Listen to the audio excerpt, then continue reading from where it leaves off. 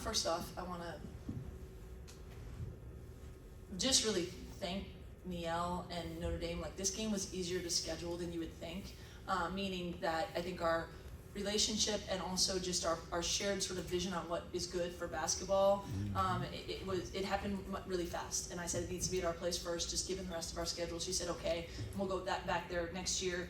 I think that needs to be said in this time of games in neutral sites that everyone wants for TV and for money and things like that. She was really quick to say, let's get this done. And I appreciate that. And they came out and they were ready. You know, they've dealt with injuries. She's done a tremendous job, and credit them. I just told the team in there, you don't schedule this game because you think anything's going to be, a 40-point win. You schedule it because you have an opportunity to have a great crowd and play well and give yourself an early season signature win, or you get exposed. And I would have chosen, option one if that was, my decision to make, but given the fact that it's option two, our only choice is to be exposed, stay together, and get better. We had some intent with our game plan early on. They're never going to make it easy. They're good. I thought we let them get going in transition in that first quarter. I thought we clawed and fought our way back, even though I never felt like we were really clicking in that first half. And I felt like the fact that we didn't win the second quarter by more when we had, like, if we'd gone to the locker room down 3 versus down 7, I just thought we could never wrest control from them.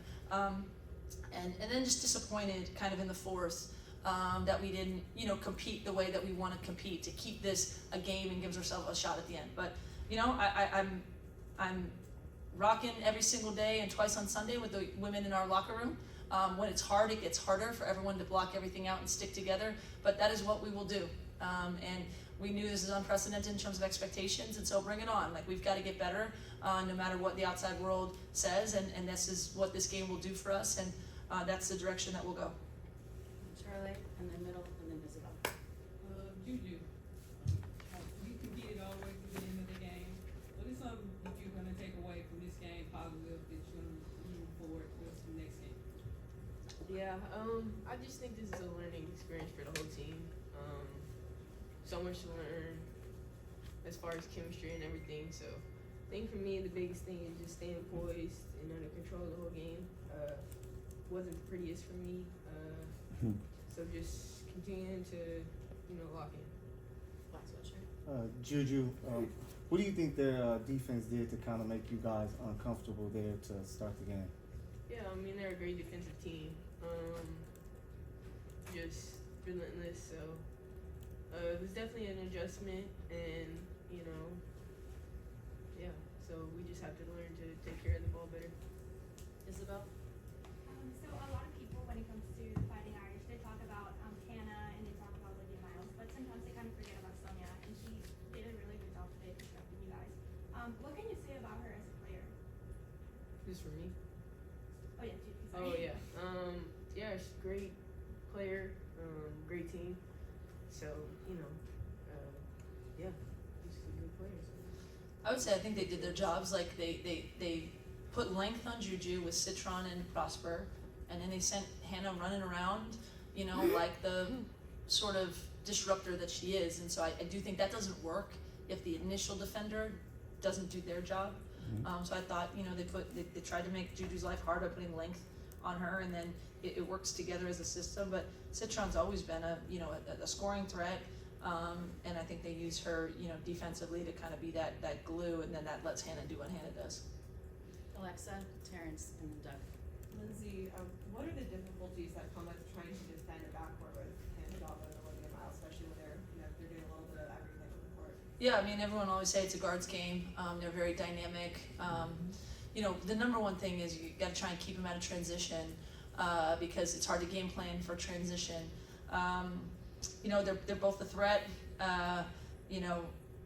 Where do you put your perimeter defenders? Where do you, what do you do with the bigs? You try and keep them off of easy things. And I thought, you feel like you're doing a decent job on Miles, and she goes crazy in the second half, right? Or then you think you're making them take a tough shot, and then Hannah gets out in transition. So it's difficult. It's difficult to have two dynamic guards out there, but I still think it'll make us better, and we'll do even better next time. But they're obviously a really good team for a reason, and credit to them for coming out here ready to go. Terrence. Coach, this is the second time this year that you guys have had 20+ turnovers in the game. Going forward, what are you guys going to do to try and clean that up? I mean, shoot, be a lot better, be more disciplined, try to figure out how to play fast and be aggressive, which should be a strength of ours, but how to execute when it's time to execute, or how to not play into a team's hands that has a defensive identity like that. I mean, you know, the two games you're referring to are Ole Miss and Notre Dame, who both have, you know, defensive, you know, problems they face. They cause you, but we got to do a better job knowing that that's coming and being better. And again, this is a marathon, not a sprint, or as TVO has said before, it's a marathon, but a series of sprints all at once, right? It's not like we're like, oh, let's just, you know, hope we can get better, you know, later. So we got to speed up and get better, but we're not going to find that out unless we're playing teams that can turn us over. So here we are. Doug, Tyler, Henry. Lindsay, I got two quick ones for you. One, just you guys announced Lydia Kennedy was out Yep. for a bit. We'll talk about her and that. And the second was just you mentioned how this was a great game for the sport, getting them to come out here early in the season. How big is it with this weekend in California with the 4 great teams Yeah. playing each other so early and not Yeah. neutral sites? Yeah, I'll address Kennedy first. I mean, I just, to me, injuries are just the worst. I mean, it's just the hardest, worst part of this world that we live in of athletics and coaching. I hate injuries. You know, that being said, they're part of it. They're part of it. And Kennedy has been incredibly important to us. I think I've said this before. She's the best incoming freshman defensively that I've had in my career. And she is a big part of the things that we do. And we're thankful that she will be back this season. I know it, you know, just sort of broke her not to be able to be out there today. That said, everyone deals with it, and you know it will be an opportunity for other players in our team to step up and us to really develop the depth that will make us good long term. And if we can turn that into positive, that's what it will be. For the whole, you know, LA being the center of women's basketball universe this weekend is really special. You know, I think from my beginning time in women's college basketball, and especially when I was in the Pac-12 at Cal, everyone always knew, you know, how great USC and UCLA are as destinations, right, and as places, but it was always, does LA care about women's basketball? And I think we're proving that, you know, look at this building, right, the sellout, the star power that's here, the regular people who come just to watch great basketball. It's really, I think, an important thing, and again, credit to the opposing teams that are willing to come out here and do home and homes, but this is a great weekend for the sport in LA, and we're glad to be part of it. We're just disappointed, you know, that we didn't hold up our end for our home fans. Tyler. Lindsay, Tyler DeLuca, no cap space. You mentioned at the beginning of the press conference about the difference between the 7 points versus 3 points going into halftime and whatnot.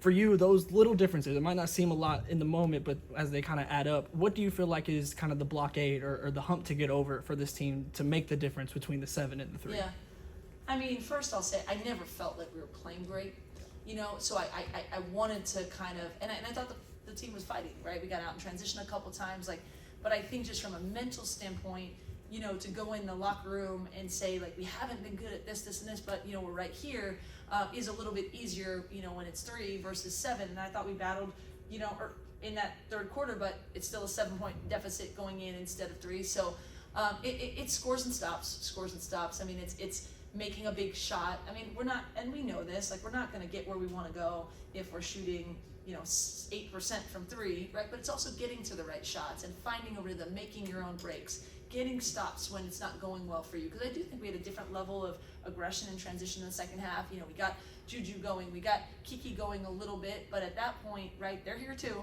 and they're a really good team too. So if you can't kind of string together stops and scores, it's harder, especially when you're playing from behind. So when you get over that hump, maybe it defeats them a little bit. So it just didn't happen at the end of that first half. Henry, Kahari, LT.